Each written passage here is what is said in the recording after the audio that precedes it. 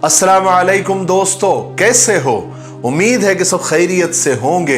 अल्लाह आप लोगों को ऐसे ही खुश रखे।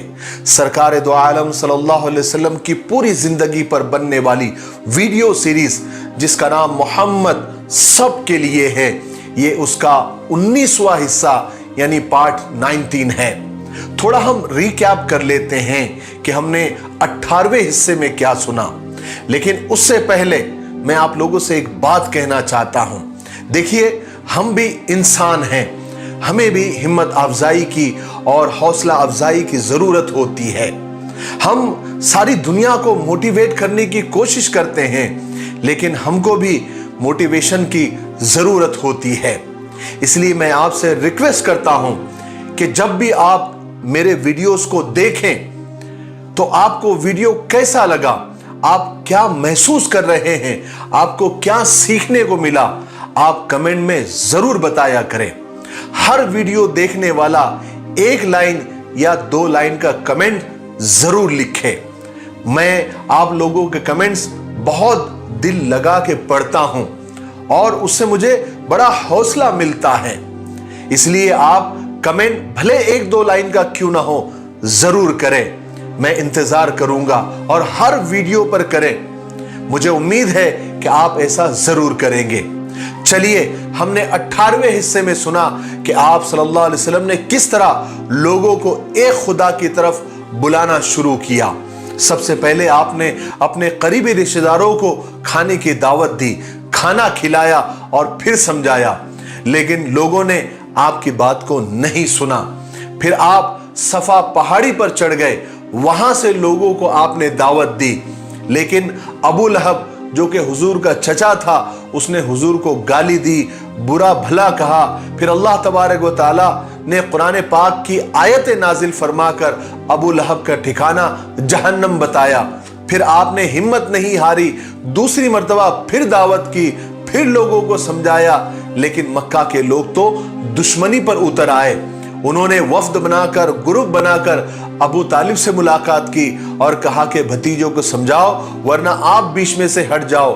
तो अबू तालिब ने अपने भतीजे यानी आप सल्लल्लाहु अलैहि वसल्लम को समझाया भी, लेकिन आप सल्लल्लाहु अलैहि वसल्लम ने फरमाया कि ये मुझे खुदा का हुक्म है और मैं एक जर्रा बराबर भी उससे इधर उधर नहीं हो सकता, इस काम से हट नहीं सकता।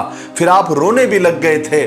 तो अबू तालिब चूंकि अपने भतीजे यानी आप सल्लल्लाहु अलैहि वसल्लम से बेहद प्यार करते थे, तो आपने फरमाया कि ठीक है भतीजे, तुम अपना काम करते रहो, मैं कभी भी तुमको दुश्मनों के हवाले नहीं करूंगा और हमेशा तुम्हारा सपोर्ट करूंगा। चलिए अब आगे सुनते हैं। हुजूर पाक सल्लल्लाहु अलैहि वसल्लम ने अब खुल्लम खुल्ला लोगों को इस्लाम की दावत देने लगे। आप सल्लल्लाहु अलैहि वसल्लम बाजारों में जाते, लोगों की मजलिसों में जाते, यहां तक कि आप लोगों के घरों में जाते, वहां जाकर लोगों को समझाते और इसका फायदा भी हो रहा था। आहिस्ता आहिस्ता लोग इस्लाम की तरफ आने लगे थे और इस्लाम को कबूल करने लगे थे। और उसमें आप सल्लल्लाहु अलैहि वसल्लम के जो सहाबा थे चुनिंदा, वो आपका हाथ बटाने लगे, जिसमें सरे फहरिस्त हजरत अबू बकर सिद्दीक, हजरत उस्मान, हजरत सईद बिन जैद, हजरत अबू उबैदा बिन जर्रा आपका हाथ बटाते रिजवानुल्लाहि ताला अलैहिम अजमाइन। अब इस्लाम के मानने वालों की तादाद दिन ब दिन अब बढ़ते जा रही थी।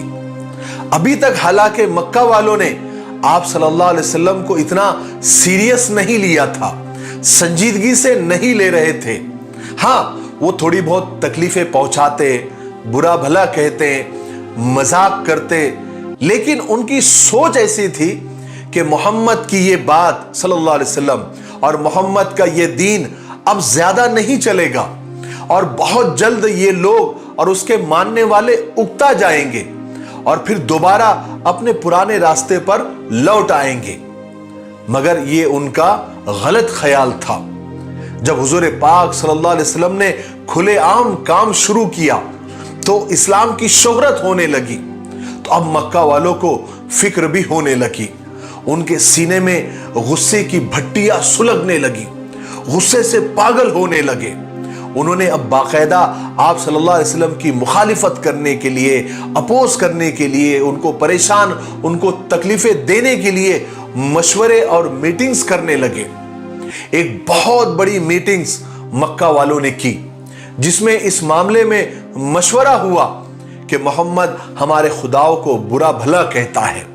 اب اس کی یہ باتیں بڑھتی چلی جا رہی ہے، اس کو کیسے روکا جائے؟ اس میٹنگ میں لوگوں نے الگ الگ باتیں کی۔ کوئی کہنے لگا کہ محمد ہمارے خداؤں کی برائیاں کرتا ہے، جن کو ہم عبادت کرتے ہیں، ہمارے باپ دادا بھی جن کی عبادت کرتے ہیں۔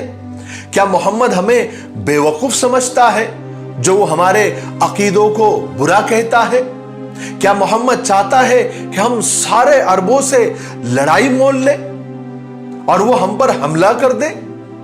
کیا محمد یہ چاہتا ہے کہ سارا عرب ہمارا بائیکاٹ کر دے، ہم سے لین دین بند کر دے، جن کی وجہ سے ہماری تجارتیں اور بزنس تباہ ہو جائے اور ہم بھوکے مر جائیں؟ کیا محمد یہ چاہتا ہے؟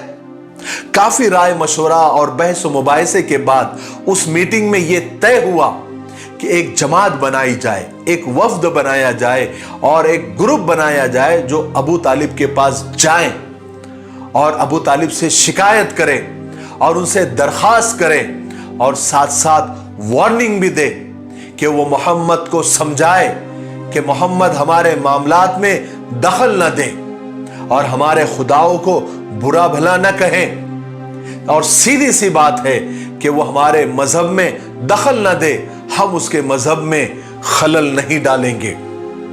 اس وفد میں، اس جماعت میں، اس گروپ میں قریش کے بڑے بڑے لوگ اور بڑے بڑے سردار طے ہوئے جو بالکل چوٹی کے تھے، جیسے ابو سفیان بن حرب، عمرو بن ہشام، ابو جہل، عتبہ بن ربیعہ، ولید بن مغیرہ، عاص بن وائل، یہ سب مل کر ایک جماعت بنا کر ابو طالب کے پاس گئے اور ان سے جا کر پوری میٹنگ کا خلاصہ اور آنے کا مقصد تفصیل سے اور ڈیٹیل سے ابو طالب کے سامنے رکھ دیا۔ اس وفد نے، اس جماعت نے ابو طالب سے کہا کہ دیکھیے ابو طالب، آپ بڑے ہیں، آپ بزرگ ہیں، ہم سب آپ کی عزت کرتے ہیں، اس لیے ہم نے آپ کو پہلے بھی سمجھایا تھا اور آپ سے کہا تھا کہ آپ محمد کو سمجھائیے اور اس کو حکم دیجئے کہ وہ ہمارے خداؤں کو برا نہ بولے، ہمارے عقیدوں کا مذاق نہ اڑائے اور ہمارے باپ دادا کو گمراہ نہ سمجھے۔ اب ہم صبر نہیں کر سکتے، اس لیے آپ محمد کو منع کیجئے یا پھر آپ ہمارے ساتھ میدان میں آ جائیے۔ ابو طالب نے سب کی باتیں سنی اور ایک آدمی کو حضور پاک صلی اللہ علیہ وسلم کو بلانے کے لیے بھیجا۔ جب آپ صلی اللہ علیہ وسلم تشریف لائے تو ابو طالب نے حضور سے فرمایا کہ بھتیجے دیکھو، یہ لوگ بڑے بڑے لوگ ہیں، تمہارے خاندان اور قبیلے کے باعزت لوگ ہیں، یہ لوگ صرف تم سے اتنا چاہتے ہیں کہ تم ان کے خداؤں کو برا مت کہو، یہ تمہارے خداؤں کو برا نہیں کہیں گے۔ حضور نے فرمایا چچا، میں ان سے صرف اتنا کہتا ہوں اور میں ان کو اس خدا کی طرف بلا رہا ہوں جو ان کے خداؤں سے بہتر ہے۔ میں چاہتا ہوں کہ وہ صرف ایک جملہ کہہ دے تو بات ختم ہو جائے گی۔ تو ابو جہل نے بیچ میں کہا، کون سا جملہ محمد، کون سا جملہ؟ تو آپ نے فرمایا لا الہ الا اللہ، یعنی اللہ کے سوا کوئی عبادت کے لائق نہیں۔ بس کیا تھا، جب حضور کے منہ سے یہ جملہ انہوں نے سنا تو سب لوگ ایک دم نفرت سے اٹھ گئے، اپنا منہ پھیر لیا اور طیش میں آ کر پیر پٹکتے ہوئے، دھمکیاں دیتے ہوئے وہاں سے نکل گئے۔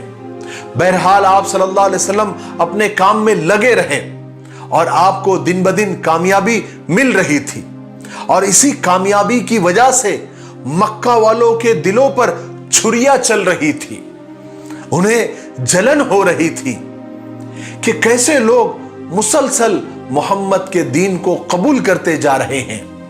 انہیں اپنی بے عزتی اور اپنے خداؤں کی توہین پر سخت غصہ آ رہا تھا۔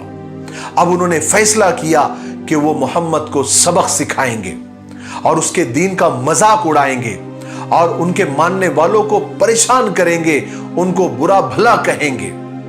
चुनांचे मक्का वालों ने अपने शायरों को जमा किया और उन्हें इस बात पर उभारा कि वो अपने अशार, अपने पोइट्रीज के जरिए मोहम्मद सल्लल्लाहु अलैहि वसल्लम के लिए बुरी बुरी बातें लिखे, उनकी तौहीन करें, नीच और गंदी चीजें उनकी शान में लिखे। इसके अलावा मक्का वालों ने एक प्लान और किया कि इस अफवाह को ज्यादा से ज्यादा फैलाया जाए, और उन्होंने इस बात को फैलाया और बार बार बोलना शुरू किया कि मोहम्मद झूठा है, मोहम्मद जादूगर है और मोहम्मद ये सब मशहूर होने के लिए कर रहा है। नाउजुबिल्लाह मिन जालिक, अल्लाह हम सब की हिफाजत फरमाए। लेकिन ये सब करने से पहले मक्का वालों ने फिर एक मीटिंग की, फिर एक मशवरे के लिए जमा हुए और उस मीटिंग में यह तय किया कि हम सब मिलकर मोहम्मद के पास जाएंगे और उससे बहस करेंगे। वो जो बोलता है ना कि मरने के बाद हम दोबारा उठाए जाएंगे, हम दोबारा जिंदे होंगे, और एक फरिश्ता उसके पास आता है, वही लाता है, हम उससे इसके बारे में सवाल करेंगे और उससे सबूत मांगेंगे। वो जो कहता है ना जन्नत है, जहन्नम है, जन्नत में बागात है, महल्लात है, जहन्नम में आग है, उसके बारे में सवाल करेंगे और मोहम्मद से कहेंगे कि अगर तुम सच्चे हो तो चलो कोई निशानियां बताओ, कोई सबूत पेश करो तो हम मानेंगे। अगर वो नहीं बता सका तो हमने जो उसको सताने का प्लान बनाया है, कोई भी उसको अरब में बुरा नहीं बोलेगा, ना उसको कोई कमीनापन कहेगा और ना उसे कोई जुल्म कहेगा। इस फैसले के बाद उन सब लोगों ने एक आदमी हुजूर को बुलाने के लिए भेजा। हुजूर भी जल्दी जल्दी तशरीफ ले आए। हुजूर को ख्याल हुआ कि शायद इन्हें मेरा दीन पसंद आ गया है, शायद ये समझ गए होंगे और जिस सच्चाई की तरफ मैं बुला रहा हूं शायद ये उसको कबूल कर लेंगे और ईमान ले आएंगे। लेकिन वहां पहुंचकर आपको सख्त मायूसी हुई। उन लोगों ने तो उल्टा ही आप सल्लल्लाहु अलैहि वसल्लम से यह कहना शुरू किया कि मोहम्मद, तुम जिस किस्म की हरकतें अपनी कौम के साथ कर रहे हो ना, ऐसी हरकतें पहले शायद किसी ने की होंगी।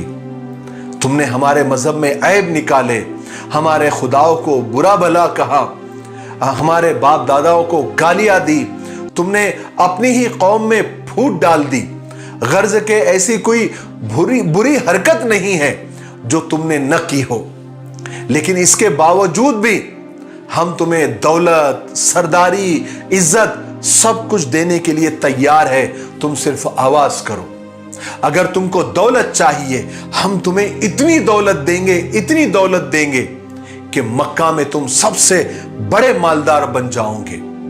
अगर तुमको इज्जत चाहिए, तुमको बड़ाई चाहिए, तो हम तुम्हें अभी ही अपना सरदार बनाने के लिए भी तैयार हैं। अगर तुम्हें कोई बीमारी है, कोई आसेब या जिन का साया है, तो हम अपने पैसों से तुम्हारा इलाज कराएंगे और तुम अच्छे हो जाओगे। रसूल पाक सल्लल्लाहु अलैहि वसल्लम को ये ऐसी अजीब अजीब और ऊटपटांग बातें सुनकर सख्त अफसोस हुआ कि ये लोग किस किस्म की बातें कर रहे हैं और कैसे कैसे इल्जामात लगा रहे हैं। आप सल्लल्लाहु अलैहि वसल्लम ने फरमाया कि ये जो तुम लोग कह रहे हो ना, इसमें ऐसी कोई बात नहीं है, ये सारे बातें झूठी है, सारे इल्जामात झूठे हैं। न मुझे तुम्हारी दौलत की जरूरत है, न मुझे तुम्हारा सरदार बनना है। मुझे तो अल्लाह ने तुम्हारे पास पैगंबर बनाकर भेजा है, रसूल बनाकर भेजा है, और मुझे उसने हुक्म दिया है कि मैं तुमको उसके अजाब से डराऊं और अच्छे कामों के बदले तुम्हें सवाब की खुशखबरी सुनाऊं और गुनाहों के बदले में जहन्नम से डराऊं। जब मक्का वालों ने देखा कि हुजूर किसी भी तरीके से मानने को तैयार नहीं हैं, बल्कि मनवाना चाहते हैं, तो उन्होंने फिर अजीब अजीब मुतालबे और डिमांड शुरू कर दिए। उनमें से कोई कहने लगा कि अगर तुम चाहते हो कि हम तुम पर ईमान ले आए और तुम्हारी बात माने कि तुम खुदा के सच्चे पैगंबर हो, तो चलो जमजम से भी मीठा पानी का चश्मा यहां से निकाल कर बता दो اور یہاں سے ایسی نہر نکالو جو شام اور عراق تک چلی جائے۔ کسی نے کہا کہ اگر تم سچے نبی ہو تو تمہارے خدا سے کہو کہ تمہارے لیے جنت کے محل یہاں پر بنا دے۔ کسی نے کہا کہ تمہارے خدا سے کہو کہ سونے اور چاندی کے خزانے تمہیں دے دے تاکہ تم آرام سے زندگی بسر کر سکو۔ اے محمد، تم میں اور ہم میں فرق کیا ہے؟ جیسے ہم بازار میں روزی روٹی کماتے ہیں تم بھی وہی کرتے ہو۔ کسی نے کہا کہ اے محمد، ایک کام کرو، تم ہمارے سامنے آسمان پر چڑھ جاؤ اور وہاں سے ہمارے لیے کوئی کتاب لے کر آؤ تاکہ ہم پڑھ سکے اور تم کو جاتا اور آتا ہوا دیکھ سکے۔ کسی نے کہا کہ فرشتے جو خدا کی بیٹیاں ہیں جن کی ہم عبادت کرتے ہیں، تم ان فرشتوں کو، ان خدا کی بیٹیوں کو ہمارے سامنے لے کر آ جاؤ، یا ایک کام کرو، کوئی مصیبت یا عذاب ہم پر نازل کر کے دکھاؤ جن سے تم ہم کو ڈراتے ہو۔ حضور پاک صلی اللہ علیہ وسلم نے سب کی باتیں سنی اور کہا کہ خدا کی قسم، میں صرف ایک انسان ہوں اور خدا کا پیغمبر ہوں۔ پھر اللہ تبارک و تعالیٰ نے یہ آیت نازل فرمائی، تبارک الذی ان شاء جعل لک خیرا من ذلک جنات تجری من تحتها الانہار ویجعل لک قصورا۔ وہ ذات بڑی عالی شان ہے، اگر وہ چاہے تو آپ کو ان کی فرمائش سے اچھی چیز دے دے، یعنی بہت سے غیبی باغات جن کے نیچے نہریں بہتی ہے، وہ سارے محل آپ کو دے دے، مگر ان لوگوں کی ڈیمانڈ ماننے کے لیے تھوڑی تھی۔ پھر ان لوگوں نے ساری باتیں کرنے کے بعد محمد صلی اللہ علیہ وسلم سے کہا کہ اے محمد، ہم نے بہت کچھ بول کر دیکھ لیا، تمہارے منتیں کی، تمہاری خوشامد کی، مگر تم نے ہماری کوئی بات نہیں مانی۔ اب ہم اپنا فرض پورا کر چکے، اب ہم وہ کریں گے جو ہمارا دل چاہے گا۔ اے محمد، اب تم کو ہم نہیں چھوڑیں گے، ایک تو ہم تم کو ختم کر دیں گے یا تم ہم کو ختم کر دو۔ اور اس طرح ان لوگوں نے ایک دوسرے کو ایک دوسرے کی جان لینے کی اجازت دے دی اور نعوذ باللہ آپ صلی اللہ علیہ وسلم کے قتل کو جائز قرار دے دیا۔ انہوں نے آپ کے خون بہانے کا فیصلہ تو کر دیا اور آپ کے قتلوں کو جائز بھی قرار دے دیا، لیکن چچا ابو طالب کا خوف اور ڈر ان کا راستہ روکے ہوئے تھا، اس لیے کہ وہ جانتے تھے کہ اگر ابو طالب کو غصہ آ گیا تو پوری عبد المطلب کے ساری اولادوں کو اور پورے قبیلے کو اور پورے خاندان کو جلال آ جائے گا، کیونکہ یہ خاندان قریش بہت عزت کی نگاہ سے مکہ میں دیکھا جاتا تھا، بلکہ سارے عرب میں دیکھا جاتا تھا۔ چنانچہ وہ لوگ دن رات یہی سوچ رہے تھے کہ کس طرح ابو طالب کی توجہ حضور سے ہٹا دی جائے، ایسی کون سی ترکیب کی جائے، ایسے کون سی آئیڈیا کی جائے کہ حضور کے معاملے میں ابو طالب کچھ نہ بولے، بلکہ کچھ ایسا ہو جائے کہ خود ابو طالب ہی محمد کو ہمارے حوالے کر دے۔ اس کے بعد انہوں نے اس بات پر بہت غور و فکر کیا، اس کے بعد انہوں نے اس بات پر بہت سوچ و وچار کیا، غور و فکر کیا، اور بہت سوچنے کے بعد، بہت سوچ و وچار کے بعد ایک بہت ہی احمقانہ، بچکانہ، بےہودہ اور بے ڈھنگا فیصلہ کیا کہ کوئی بھی اس فیصلے کو سنے گا تو ہنس دے گا، ان کی عقل پر، ان کے فیصلے پر ماتم کرے گا۔ وہ فیصلہ کیا تھا ہم آنے والے پارٹس میں، یعنی 20ویں حصے میں، پارٹ 20 میں سنیں گے۔ بس آپ تھوڑی دیر انتظار کریں، کیونکہ ہمیں آج یہیں پر رکنا ہوگا، ویڈیو کافی لمبا ہو رہا ہے۔ انشاءاللہ ہم آنے والے پارٹ 20 میں 20ویں حصے میں اس فیصلے کی تفصیل آپ کو بتائیں گے، اور آگے کیا کیا ہوا اور کس طرح اللہ کی مدد آئی اور کس طرح اللہ تبارک و تعالیٰ نے مکہ والوں کو شرمندہ کیا، یہ ہم آگے والے حصے میں بتائیں گے۔ آپ اس ویڈیو پر کمنٹ ضرور کرنا، اور ہمارے ہر ویڈیو پر ہر ویڈیو دیکھنے والا ہر ویور 1-2 لائن کی کمنٹس کیوں نہ ہو ضرور کرے۔ آپ کے کمنٹ سے ہمیں حوصلہ اور ہمت ملتی ہے۔ میں آپ کے کمنٹس کا انتظار کر رہا ہوں، آپ ضرور کریں۔ تب تک میرے لیے، پوری امت کے لیے اور پوری انسانیت کے لیے خیر اور بھلائی کی دعا کرتے رہیں۔ السلام علیکم ورحمۃ اللہ وبرکاتہ۔